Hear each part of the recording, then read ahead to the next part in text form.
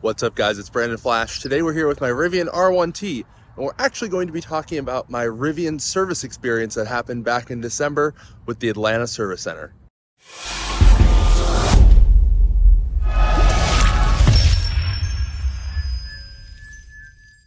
If you're new here, welcome. My name is Brandon Flash. This is my Rivian R1T. I purchased it in September of 2022. It's now January of 2023. I've put about 14,000 miles on it already. I'll be having an ownership update soon. But this service experience actually happened at just over 10,000 miles. So let's hop in the truck. I'll kind of walk you through line by line of my Rivian service experience and how it all went. So we'll start with the main reason that my Rivian actually went in for service. And it was actually that I drove through a puddle and the rearmost underbody panel just came off. Was on my way to work and drove through this decent sized puddle, probably 3-4 inches deep. I mean, nothing that a Rivian shouldn't be able to handle. And it was on a paved road just on my way to work in Charlotte, North Carolina.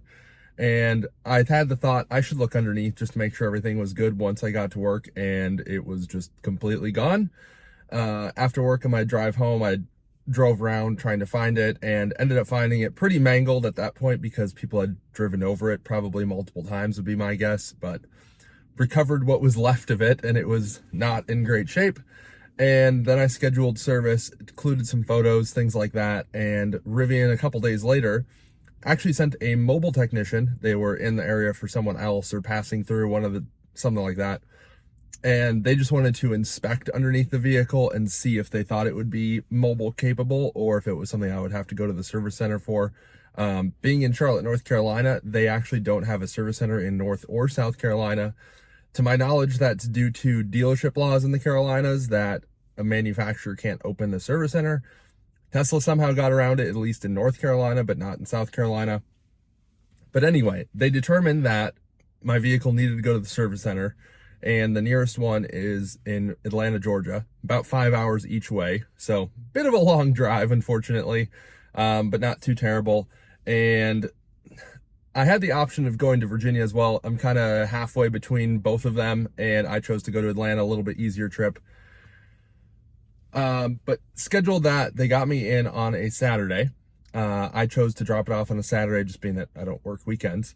And then I picked up the loaner, dropped it off for the whole week, and went back the following Saturday. So they replaced all those panels. They ended up doing it at no charge to me. They couldn't determine whether it was truly a warrantable concern, so covered under warranty, or if it was due to outside influence, and they kind of erred on the side of, let's just make it right for the customer.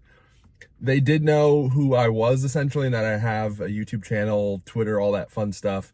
So I would hope that they would do that for anyone, but I'm not 100% sure if they would do that for anyone that doesn't have a platform to then speak out if they had troubles. So I would like to hear your comments down below if you've had a similar experience. I know I have seen a lot of posts of people having their underbody panels be loose or missing fasteners, things like that. So I would really hope that that would be covered under warranty for anyone that has this concern, but one way to find out, I guess. But because it was going to the service center, I kind of had a list of just little things that didn't really bother me a whole lot. Definitely not worth making a 10-hour round trip twice for on their own. But while it was there, I figured I would add it onto the list and have them take a look at some things. So I actually noticed that the headliner was hanging down a little bit. So it was near the passenger side of the glass roof. And I think they just adjusted the magnet fasteners a little bit. So nice and firm now, but before it was kind of hanging down a little bit, and I could push up, it would fasten, and then it would just pop right back down. Not the end of the world, but they got that taken care of. That was covered under warranty, of course. The axles actually shudder a little bit at high suspension. I suspected that was normal, but just wanted to make sure that that was within normal tolerances, I guess. Kind of similar to what Tesla Model X's do, if you've ever experienced that. If you do a launch on anything other than the lowest suspension setting, you'll get some shuddering of the axles. It's kind of just a reality of the axle angle. So when you're low, they're kind of straight. And then as you raise the vehicle, so imagine the vehicle here in the middle, the angle actually increases and you have the axles offset. So that can cause them to just make some noise. They determined that was normal, which is fine. I've also been feeling a little bit of drivetrain lash of sorts. So kind of just some play in the half shafts. They also determined that was normal. I don't think it should be normal personally, but the loaner I was driving, and I know other trucks, they have the same concern. So I guess it is normal in that regard, but in my opinion, it really shouldn't be normal. Another thing that I had them do is that the hood was actually kind of bowing in at speed a little bit. And this is a known concern. They actually have a technical service bulletin for it. They actually removed the under hood cover, kind of the plastic piece that seals off the front trunk, and then they re-glue the outer skin of the hood to the inner structure of the hood. So that's resolved. I can now go at speed and it doesn't bow in anymore. There's no permanent damage or anything like that, and it's not like you can see that glue or anything because there is that plastic panel there. So pretty easy resolution there. That was also covered under warranty. Every once in a while, I'll hear some wind noise from the driver's side quarter glass, that little glass panel. It seems to be really intermittent, kind of depending on how the wind hits it. They couldn't find any problem, so it seems fine. Maybe they adjusted it a little bit, but they said no problem was found, because I actually haven't heard it since, so really not sure. And I would think that as the temperatures have gone down recently, being winter, that I would be more likely to hear it at this point, but I haven't, so can't really complain there. I had them do a paid item, tire rotation while it was there. Could have gotten a discount tire and had it done for free, but then I would have had to go there and explain how to lift it properly. I have the jack adapters, but just didn't really want to deal with that, didn't have time, and had them do it. They charged me $64 or $60 plus tax, 0.3 hours, so I think that means their labor rate's like 200-ish, something like that. A bit overpriced for tire rotation, but it was convenient, and they were doing a bunch of other stuff for me, so I figured why not. When I leave the 120 volt inverter, so when you essentially turn on the outlets in the vehicle, underneath the passenger seat gets pretty warm if I leave those outlets on overnight, even without a load attached to them. And apparently that's normal. It also drains my battery sometimes around 6 to 7% overnight, which is a not insignificant amount of power. Luckily, I don't really pay for power either at home or at work, so it's not really the end of the world on my truck, but just want to make sure that was normal and that there wasn't something causing excessive drain and heat on it, but apparently it's normal. Again, that's a case of just because it is normal doesn't mean it should be normal. So hopefully Rivian can dig into that a little bit, optimize the software to not be using so much power even when it's not under load. I don't know. I think they could optimize that with software probably. So no problem was found there.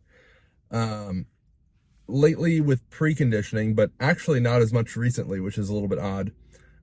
If I have the vehicle preconditioning to go to a DC fast charger, so like if I set my nav destination to an EVgo, Electrify America, whatever, it will actually precondition the battery, similar to like what a Tesla does, to have the battery in the most optimal temperature to accept full power. And the dash seems to resonate a lot when that's happening, because to my knowledge, it's running the AC compressor to actually cool the battery in a lot of cases. And the loaner truck I had was a lot quieter, so I didn't think much of it on my truck because I'm used to my previous Tesla Model S, which was also extremely loud in preconditioning, but that's just old Tesla things. And then the Mini, the Polestar, ID4 didn't really have preconditioning, so it wasn't a concern on those, but they looked into a little bit. At first, they didn't understand what I was talking about. They thought I was talking about preconditioning the cabin, like via the app, so I had to elaborate on that, but they did test it and didn't find anything abnormal, so guess I can't really say anything. And then they also performed FSAM 1105, so a field service action. They didn't actually tell me about this. This just showed up on the invoice afterwards, which is fine. Apparently it was remove upper forward clip tower on left-hand and right-hand upper C-pillar trim panels. So not entirely sure what that means. Not sure if that's interior or exterior, but took care of that. So field service actions are typically like a recall, but not a recall. It's just something that they'll add on if the vehicle's in for service for something else. So just something they find, but is not critical and just should get addressed at some point. But anyway, that was my service experience and kind of all the things I had done there. I did make 2 road trip videos, if you didn't see those already, about my actual driving to from Charlotte and Atlanta. Wasn't great. Lots of broken chargers between Charlotte and Atlanta, but they're actually building a Rivian Adventure Network site in Greenville, which is kind of the halfway point. And if you watch my return trip when I went to go pick up my truck, we stopped at the REI Whole Foods. Turns out that's not the location that they're at. If you follow RAN Tractor on Twitter, they have a document or a like Google My Maps that shows some of the locations. Turns out they actually have a site that's already built, just waiting on charging hardware. So that's really promising. Hopefully that comes online pretty quick. That would make Charlotte to Atlanta trips really easy in a Rivian with Adventure Network. But overall, I'd say not a bad experience. I wish there was a local service center or that they could do maybe more via mobile. That'd be nice, because driving 5 hours each way is not exactly the most convenient. And if you're a normal person, you probably have more of a life and are not doing it for YouTube content, essentially. So for me as a YouTube content creator, it's no big deal to just go to Atlanta for a service experience. It makes content, so I don't really care that much. But for a normal person, that's essentially 2 days burned for a service appointment. Most people aren't going to be that tolerant of that, unfortunately. So I would say if you don't live near a Rivian service center, make sure that you have a flexible schedule and that you're pretty understanding if it does need to go to a service center, because it's may not be the most convenient. Rivian did offer to tow the truck down to Atlanta, but that would have been at my cost. That wasn't of interest at all to me, so I didn't even ask the cost. But from what I've seen online, it could be as much as like $4 a mile, and that would add up real fast for that long of a trip, being that the vehicle wasn't out of commission. It was safe to drive. So anyway, that was my Rivian service experience. Was about 20 hours of time between going there to drop it off and then going there to pick it up, and return travel both ways. But overall experience was painless. The employees I dealt with were very kind. They had a loaner waiting for me. They had my truck fully charged as I requested. And they seemed to really care, which is good. But definitely comment down below on your Rivian service experiences, if you've had one, if you think that my service experience was good based on what I've described. And if you aren't already, definitely follow me on Twitter. I post some of my day-to-day stuff on there, and I'll see you on the next one. Thank you for watching.